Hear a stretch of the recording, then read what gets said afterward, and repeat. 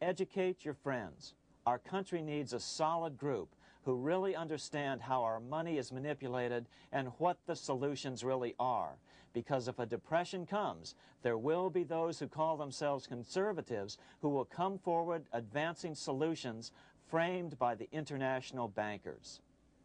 Beware of calls to return to a gold standard. Why? Simple, because never before has so much gold been so concentrated outside of American hands.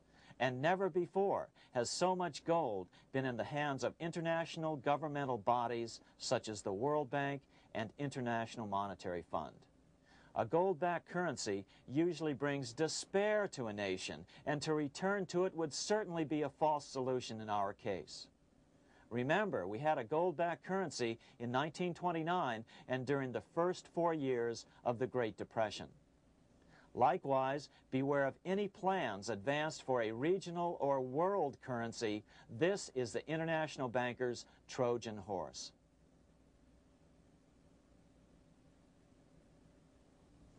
Educate your member of Congress.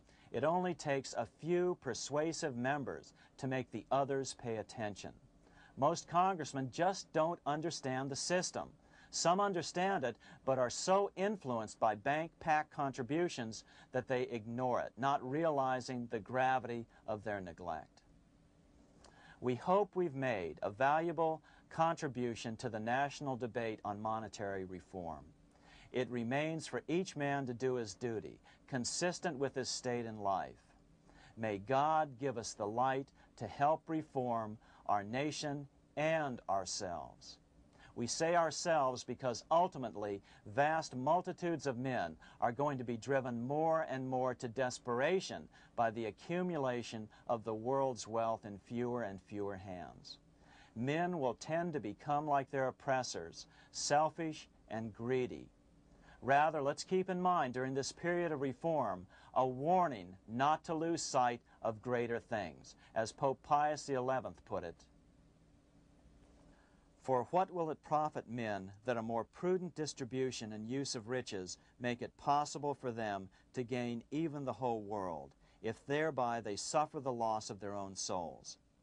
What will it profit to teach them sound principles in economics if they permit themselves to be so swept away by selfishness, by unbridled and sordid greed, that hearing the commandments of the Lord, they do all things contrary?